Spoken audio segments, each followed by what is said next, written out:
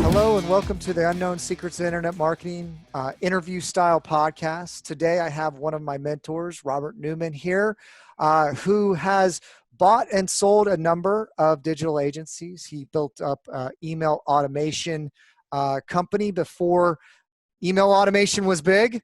And now he works on big infrastructure projects. He's actually one of our partners when we do large RFPs for DAM, PIM, big e-commerce solutions. And so I thought it would be good to bring him in to kind of talk about maybe what a DAM analysis is. A lot of the companies, Rob, that we're working with are just have their digital assets everywhere, or if they want a campaign for SEO in a particular area, they have not we don't know what they have, like on a particular topic or a particular keyword. So we're having to search all over the place for their content, for their videos, for all this kind of stuff. But before we get into that, why don't you kind of introduce yourself a little bit more, and then we can really get into it. Fabulous. Matt, first, thank you for having me. I really appreciate it. It's always great. Well, first, I like hanging out with you, but it's great to talk to you. And I'm really excited about this topic. As you know, e-commerce is really at the forefront right now, and doing it well is actually hard. And I think that's one of the reasons why companies are out looking for information, and I'm really thrilled to be able to share this. So thanks for having me. Awesome. So background that you asked about, as you said, right? So I'm an odd marketer. Started my life as a engineer, went into DAM, and so I became one of those. I've owned 2 ad agencies, built a CRM and marketing automation company, of course, been a independent consultant, and now work with my partner on Core Shop Solutions. And what we do is primarily large-scale, enterprise-level e-commerce. So we're typically working with companies in the $10 to billion range, so 10 million to $1 billion range. And the reason why that particular zone is different is because of the number of products, as you said, the amount of information, the number of images, and actually being able to keep it all under control becomes very, very hard. If you're multi-brand, multi-store, multilingual, multi-currency, even just trying to sell into Canada is a bit of a difficulty, because you're required by law to have French. Here it's useful to have Spanish, so you're already dealing with 3 languages to handle 2 countries. So these are the things we specialize in, and I think that we can answer a lot of questions and do some really good education today. So I think what would be helpful is for you to maybe just give a high-level overview of when we're doing a DAM analysis for a company. What are those steps that you need to go through when bringing on a new client? Absolutely. Well, let me first give you a definition. A DAM is a digital asset management system. These terms aren't necessarily very popular. I've actually changed it to image database. All right. These image databases, right? Well, the proper name is DAM, but to just explain what it is it's a content management system for images, and it allows you to basically, in a Getty fashion, be able to now move through and enhance your images, be able to tag them, manage them, and keep them in such a way that you can find them. It drove me nuts as an agency owner, thinking about the tens of thousands of dollars I was paying in photography, and then always having to buy a new one because I couldn't find ones I'd used before and were appropriate for a client. So that's one thing you can do. But the other thing that a DAM will allow you to do is actually to merge these images and text. And therefore, you can instantaneously create to the web. You can create mailers. You can create catalogs. All of these kinds of things become easily mergeable. And that's what takes it to the next level that makes it a DAM. Yeah, and I think that a lot of people out there, and me included, use the terminology a little bit more loose as far as data asset management is like the Hmm. data collection process for a particular campaign, right? And where all this stuff stored and like how everything's linked together from an access standpoint, right? What Hmm. platforms are you using? How are they all connected? Like like certain people have like one login to something else, and if that password changes, it'll break their email forms, and Yeah. so what we like to do is really get an idea of how everything's put together and how everything is merged, Yep. and then on a content basis, not just images, videos, text, where are they all stored? Like, what does that hierarchy look like in most small businesses? Because I do work with a lot of small businesses. We do have some publicly traded companies, and for those really bigger RFPs, you and I get together, and I like that we work from a platform too. Like I love that PIM core when Hmm. we've done these deals. There's no licensing fees, right? Right. And so that's one of the huge advantages over like Magento or something like that. But really, I take like just like SEO is this term that is not just ranking you, okay, in the position in Google. It is expanded to you need to run my business, generate me leads, help me close sales. Like I'm paying you to be my actual, like it's really like fractional CMO, right? Like Yeah. that's actually what people are hiring us to do today, and they're Yes. calling it SEO. And so that DAM analysis continues, I think, to have a broadening aspect to it of like Yep. what it encompasses. And Sure. really that's like one of the kind of front end audits that we do is that collection process to figure it all out. You're like where you go is after you have it all. Now, how do you push it out to multiple places quickly? And Hmm. that's where you really get the leverage and advantage of technology of having a platform can do that. And then, one of the other things that I think is worthwhile to talk about is PIM, right? So like Yep. PIM and DAM go really well together. Why don't you kind of provide a definition for that and kind of your view of how that operates? PIM and DAM, how do they work? They're kind of two sides of one coin. Digital asset management is, all of the pictures and 360 views and artwork, and PIM is product information, technical pieces, pricing, those kinds of things. And companies never have that all in the same place. And in some ways, it makes sense, right? You've got finance working on the numbers, you've got marketing working on campaigns, and you've got product managers trying to put together blueprints and technical drawings and all of those kinds of things. But the truth is, to do e-commerce well, you need all of it.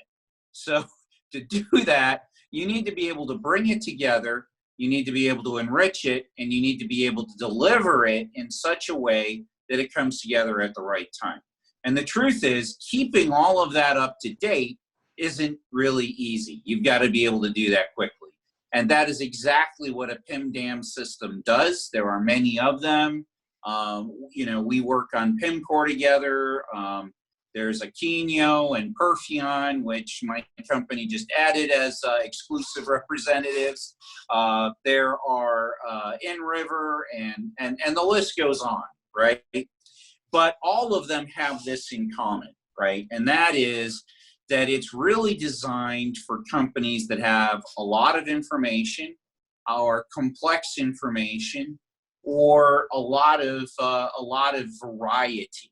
And that often happens in a couple of places, either clothing, because you've got sizing, colors, length, all of those things increase a lot of goods.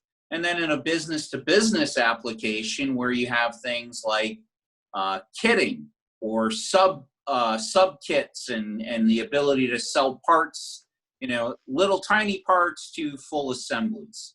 That makes for a lot of information that the typical and actually all e-commerce really begin to fall down on, and they get slow. And Matt, as you know, no one likes to be slow, even with fiber. It's all about customer experience, right? It really is. Well, yeah. So let's continue down that path. Let's talk about MDM, right? Data management, like how that all fits in. Like let's talk about putting all the different pieces together for people that are either operating in this world. They're like kind of a CMO or kind of brand manager. I know that this is what we deal with when we're working with like bigger type clients. But I think that the benefit to smaller type clients is very important to understand like data hierarchy, right? Like Yep.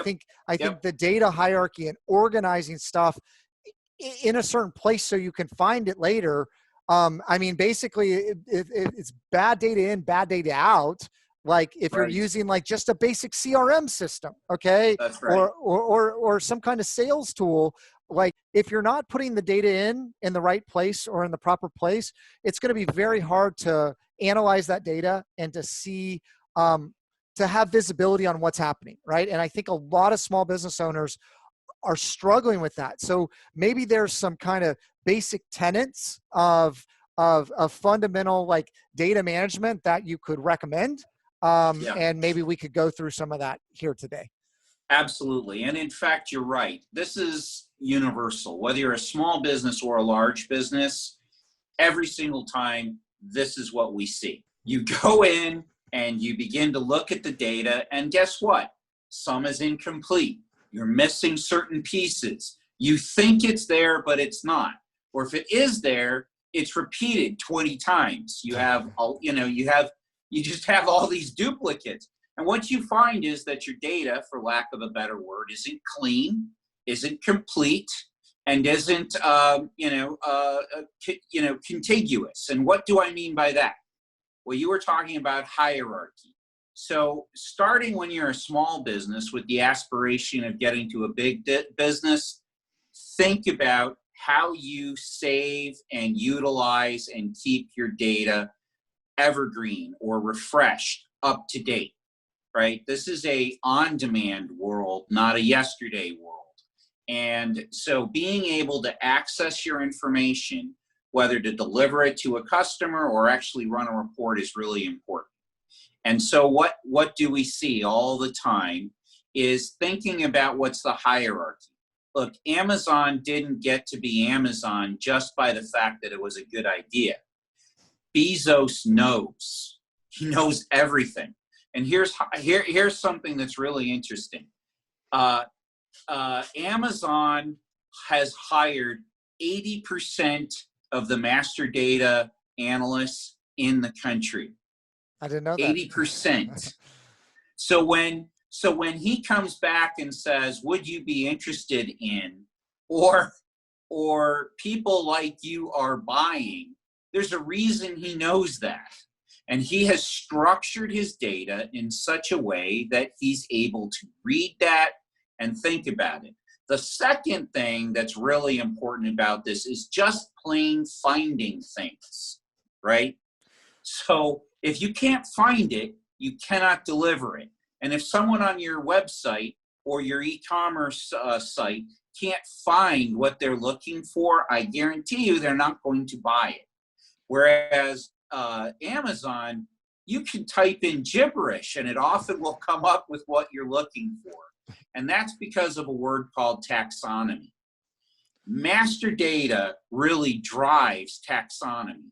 Understanding the relationship between the word book being both an audio book or a Kindle book or a hardcover book, and being able to create some sense out of that of what are you looking for, right? So it's an ebook or you begin to have modifiers. But the truth is, he breaks it down to those modifiers to improve search.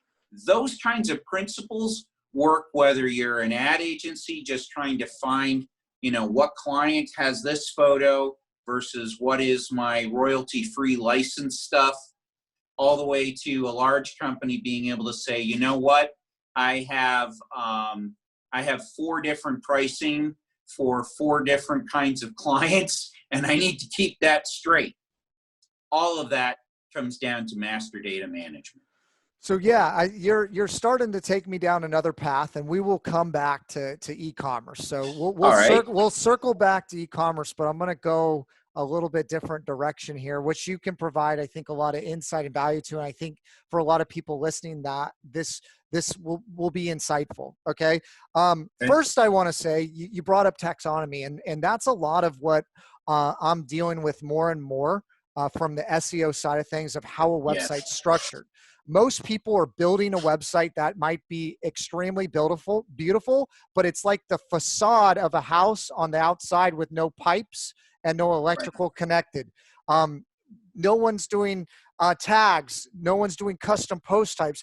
Basically, the information to give to the algorithm, you have to organize that data, right? So like your blogs need to be tagged a certain way. Your services need to be tagged a certain way. Like if there's something special you're doing, you need to set a custom post type to let Google know that everything in this area is about this topic. Like, so you were talking about ebooks versus, hardcover books. Like those are subcategories, but really a website, when we look at it, and I have some tools that provide visual representations of how a website's built. Most of the time when clients come to me, like none of that's been done. And so you're basically going, Google, figure it out. Tell us what's important, right? And interlinking with pages. There's so many different things from a technical SEO standpoint that people aren't doing. They're like, oh, it's SEO optimized. We filled out meta descriptions, or something of that line when we're talking about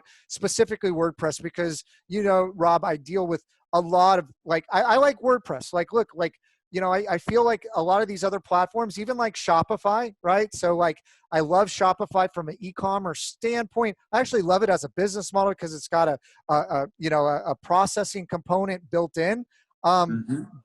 But I have to build a WordPress site and then attach it to the Shopify site because I got to have the WordPress drive it, right? From an SEO standpoint. So I like the ecosystem in WordPress a lot, but taxonomy is something that's extremely important that not a lot of people really focus on, but it would save somebody. Okay, so this is where I'm going to go, where it's going to be a little bit, we're going to go into the CRM space, and I'm going to talk about some of the stuff I'm currently dealing with, because one of the things that I was actually going to do next month, and then, COVID hit and, everybody had to kind of pivot and change, is I was going to do a mastermind, all right, on how to scale an agency. So, we're in the multi-million-dollar kind of range right now with eWeb Results, and I doubled the business last year. Okay, and how did we do that? Right? It was from organizing the data properly, because a lot of times what people are doing, we're using a CRM system, and I'll give you an example. So you got projects, right? So I'm using something called Teamwork, right? And so I've set it up where there's projects, and in each campaign we run, it's like a 3-month campaign. It's put into a project, and then each month I created a milestone, and then I created task lists to tie into each thing that we're going to do, and then subtasks of hey, how to upload a blog, how to create a blog. The full process would be like a sub list to that, right? And so I can build a campaign, and I can get visibility on what's happening. Okay. Also, I used to waste a lot of time just trying to find something to get a project started, right? So having data organized to get it at your fingertips, to have the right passwords in some place, so the password management tools are extremely helpful, because I feel like so much time's wasted by me or my team if information's not at our fingertips and organized so we can get started on a project. And that's why we put off working on it. And so if you and I know you built and sold a CRM, I mean, I would love for you to talk about some of the things that we've talked about, best practices. I mean, we could always talk about email automation at another point, but really it's all about how you organize the information, how you build the strategy, how you structure it. That's going to determine if it's going to work or not. The process is so important. And if you put bad data in, I'll give you an example. A lot of people use chat functions like Slack or, something like that. And people use okay, we'll create a channel for each client or for each topic. And then you got to dig through those channels That's right. to find those links because you're not using it properly. You're not using the CRM properly. It's like people that are using HubSpot. So I'm HubSpot certified. We go into clients that are paying for a really nice vehicle, a lot of bells and whistles. You can do a ton of visibility with what's happening on the website of, like, you know, conversion rates. Like, it's amazing, right? Of all the stuff they can do. But what is mostly happening when we log in is they're paying $300 a month to send out an email newsletter. There's not even like complex email automations going on. And there's even MailChimp does all the stuff that, like, say 80% of the clients we're working with are doing. And so there's a threshold, I believe, of when you start moving into some of these larger platforms where you're going to need like the DAM or PIM structure built out, right? And what you said in the beginning, I think, is so important. And I wanted you to kind of talk to it a little bit more for small business owners of, if you want to become a big company, you got to plan to do that now. It's like the E-Myth book. You know, I forget who it's by. But basically, you know, you got to organize the company of what you want it to look like when it's where you want it to go. And you have to organize all those different hats and all those different duties. And then you're wearing 50,000 hats. And then you take those off as you hire people, so you know who's accountable to what. I think starting out proper is going to save, like, so much time in the long run. And so I just wanted to kind of hear from you, and then we can jump into e-commerce of maybe some tips for small business owners that are looking to scale their business, or that they're just starting out, how to organize their data on a very, very simplistic level, where you're using Google Drive, or, you know, like whatever you're using to organize data, right? That's a great point, Matt. And to be honest, every level of business, you continue to hit, I like to say we hit a plateau, and then we start to climb the mountain again. And I'm actually in the middle of climbing the mountain again right now of, you know, how do I get even better at it? And I do it for large companies, and you'd think, oh, it's easy. It isn't easy. It doesn't matter who you are. It isn't easy. But Stephen Covey wrote, you need to start with the end in mind. So where do you have to get to, right? As you were just talking about, I've got a 3-month campaign, and I break that down. I think that's a good process. You have to think about, right, if I'm a retailer, right, and I want to bring on a new set of, you know, I want to move in a new line of, say, toys, right? Now I want to bring in Legos, and I've got to think about what Legos, you know, are going to sell, and who am I going to market these to? Well, you need to break that down, just like any plan, and then begin to put together all of the information that's going to go to it. But I think the key things are that you keep the things that you want to measure, right? I want to be able to measure profit. Well, what goes into that? My price and my cost, both fixed and variable. So I've got to make sure I'm tracking that. How much inventory am I able to spend and carry? Who's walking into my store right now? Do I actually understand that? Do I have 11-year-old boys coming in right now to buy Legos? And this is a long time ago. Maybe they're younger now. Everyone seems to be aging. But, you know, do I have the appropriate kids walking in, or do I have to get them in? And as you think about those things, you put together the information, and you think about it from a tops-down view, right? What's the goal? And then what supports the goals? And how do I actually make sure I've got the information all the way down? And that's the same with every kind of piece of information that you do. And I'll share with you what I'm struggling with, and has been one of the biggest challenges for me as a manager for quite some time. And that is utilization, right? So in creative processes, right, we all go off and we think about, oh, I'm creative. Well, how long does creative take? You know, because every hour you spend on that creative, it's costing me something, right? And how do you handle that kind of flexibility? So utilization and then output, right? What am I able to do? is really important. And I haven't put my finger on it effectively for a long time. I have rough measures, I clock but in the end, right, what I did is two things. One, right, simple, I've been in this a long time. How long do I think it would take me to do it? And then add 50% for somebody else. And can they hit that? And then the second one is, okay, for a certain dollar value, right, what's the maximum number of hours I can take? And that is the same whether you're in a technical service business like I am, or a creative business, or SEO, which is technical marketing. There's some break-even point where this is as much as I can spend on it.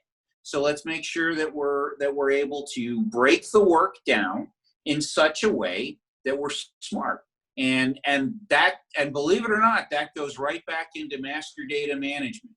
Time, product, profit, pictures, all of those things need to get managed.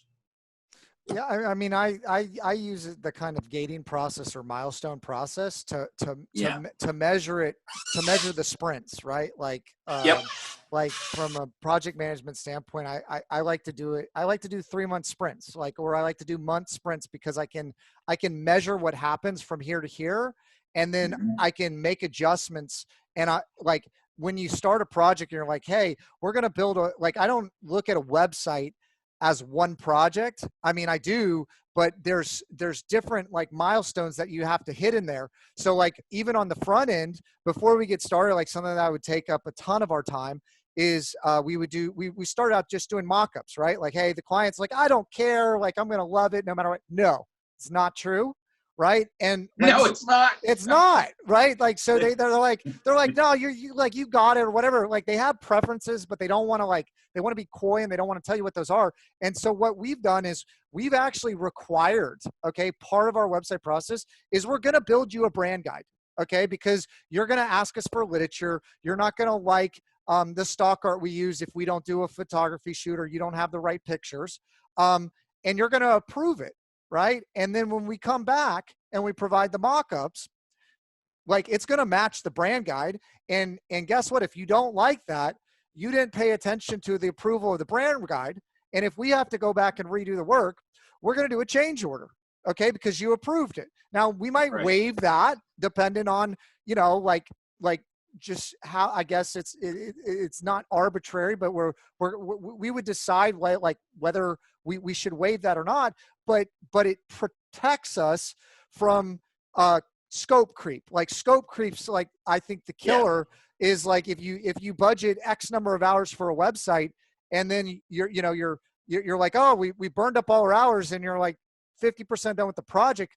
Wouldn't it be good to have known that way sooner and help set the expectations to even hit timelines? And if clients are not getting back to you in time, it's real easy for somebody internally to get something back, to send it out to a client, wait for them to hear back.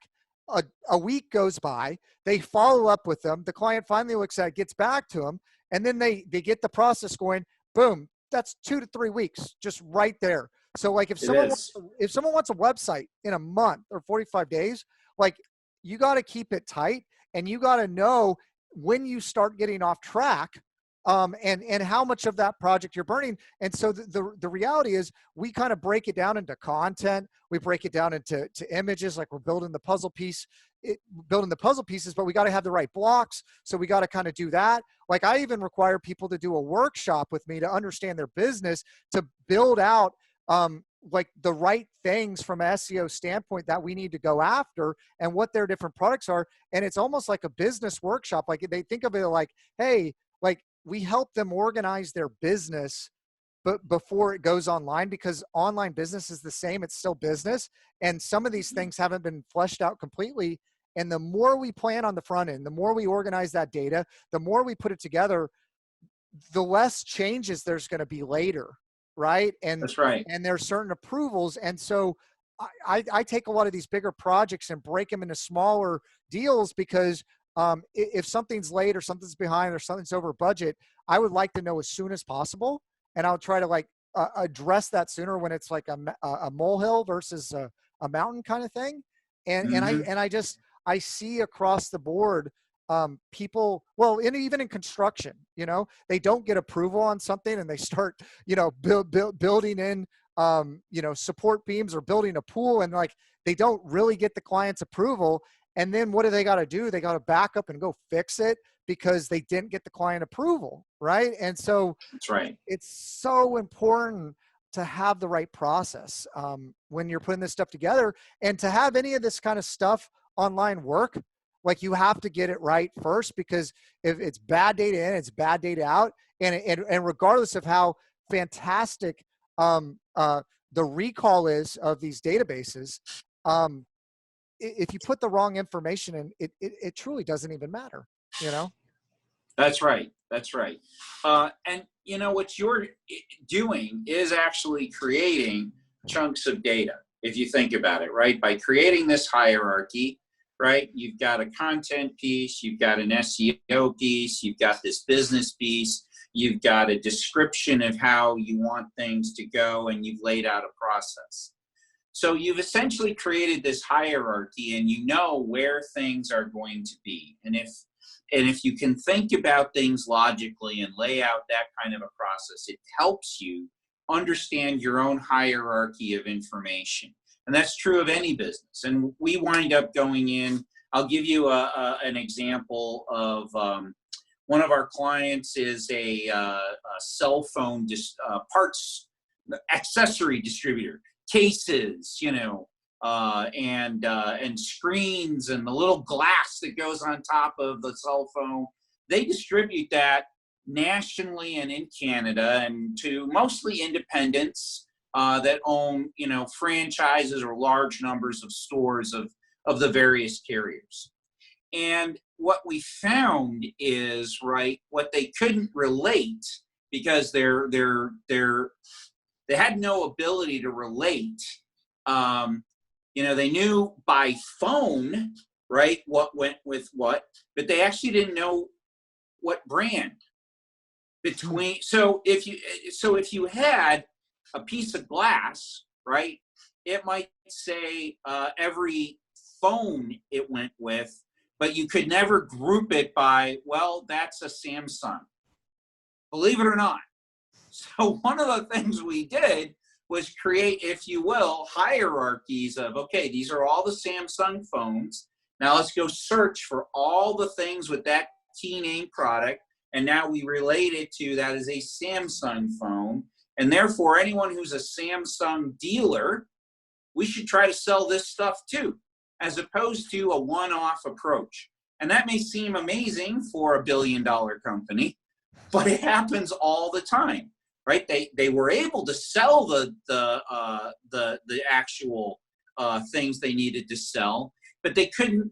The look was, how do I get that incremental revenue? And that's the relationship, right, that often you're missing. A simple thing like, sure, I know what phone it goes to, but what brand is that? Same thing happens in all kinds of businesses, right? Where you're focused on the very small and then you miss something in between. And it's those opportunities that really get you the opportunity to begin to think and reverse engineer. You know what? I've got a bunch of dealers who sell Samsung phones. In fact, almost all my dealers sell Samsung phones. And why don't I offer an offer that if they buy, you know, a new set of Samsung phones, will help them take their trade-ins or, you know, whatever kinds of things that they run. Those are the opportunities that you get with good data. So as you were talking, which is very interesting. It was a great example. I started to think about, I want to hear, and I think everybody else wants to hear, you work with one of the largest gun manufacturers out there. So I feel like when you're talking about a case study and we're talking about glass for like Samsung phones, to grab everybody's attention, because we know that, you know, it's like 8 seconds, so it's like 6 seconds now or less. Like if Yeah. we're talking about guns, okay? Yes. I Yes. feel like people would be more engaged in listening. So whatever Right. you have to share or whatever you're doing, give me an Sure. example or a case study of what you're doing with the gun manufacturer, because I think everybody would like to know that, and that can show off some of what your capabilities are. Well, all I can tell you is, first of all, I'm very grateful they're an essential business because right now they are selling all they can. And my real problem with that client is making sure that their e-commerce stays on at all times. We're getting a lot of heavy traffic. No, you know what? It's a really interesting business because you have two kinds of clients, right? So obviously they sell to gun dealers, right? They're not selling to you and me, Matt. They're selling to licensed dealers, and those people are really two kinds of companies. Some of them are, good size, the academies of the world, or sporting goods, or hunting stores like Cabela's, right? They buy a lot of things, and they're pretty darn sophisticated. The other main customer they get is this little mom and pop, gun range or gun store, and they're small, and they might buy, a couple of things a month and some ammo, and that's about it. And those two kinds of customers have to be served on the same platform. And so what we found out is, guess what? They don't search the same at all. Not even close. So what happens is the sophisticated clients come in and they have a list of part numbers, essentially, right? So you'd look at these numbers, they put them in, and we had to make sure that our search was going to capture every single part number and deliver accurately with those companies' discounts. But on the other hand, your mom and pop don't know part numbers. They don't know SKU numbers of various things. They just write in Glock. Yeah. And if you type in Glock, right? So this is where Amazon type stuff comes in. I type in Glock. Well, what we used to do is we'd return everything that had Glock in it. Well, it's the largest single thing on the site. And so it would be pages and pages of stuff. And what we had to do was begin to use some of that intelligent data to say, if all they do is type in Glock, they probably mean the gun. Yes. Not a part. No, not that. And we're laughing. But the truth is, right, when you're doing a program, it was looking for as long as Glock was in the description somewhere, right? Well, and it would return everything. You could do force modifiers too, right? Like you could. Exactly. And you can do that. But we began to have to use some intelligence and bring some data in so that because it was frustrating. And finally we sat down and had to explain, right, to our programmers, look, this is how a guy thinks about buying a gun. And what he does is, the programmers putting in a SKU number made total sense to them because it returned one result every time. But when you put in this very general term, how do you handle that? And so out of that, the client has been really happy. And in fact, we've got some new, we're now trying to make it easier for companies to actually be able to search and buy things. One of the exciting things we're doing is basically take a picture of what you want and we'll pop it up on the website. So that's going to take some programming, but that's some fun things. I'll give you a couple of quick anecdotes, right? So right now that website is running 30,000 orders a day. It is their best year ever.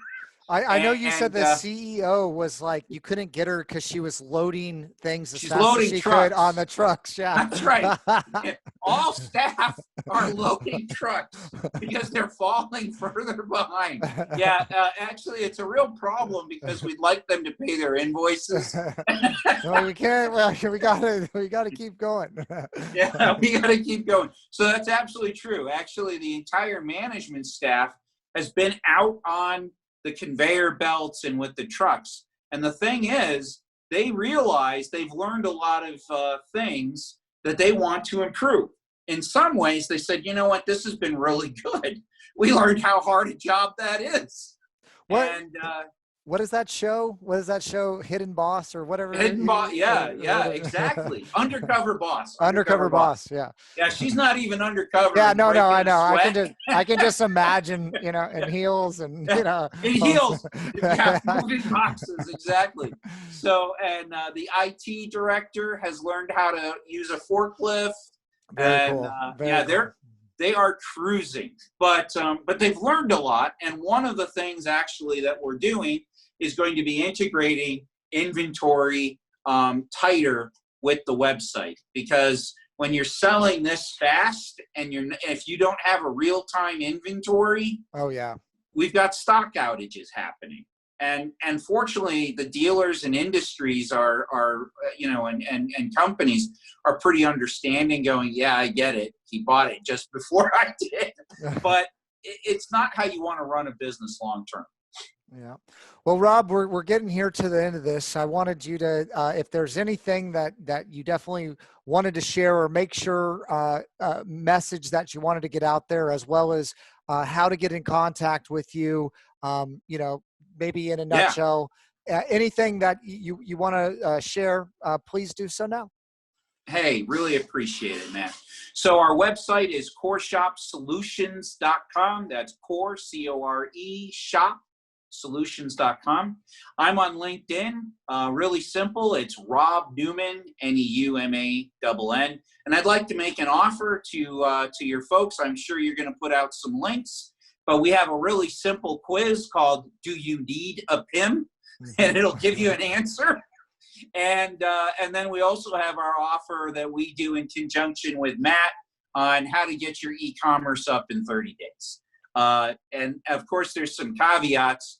And the most important caveat ever in data is the Pareto principle, 20-80-80-20. Stay on top of that. Thanks to everyone, and thanks for having me, Matt.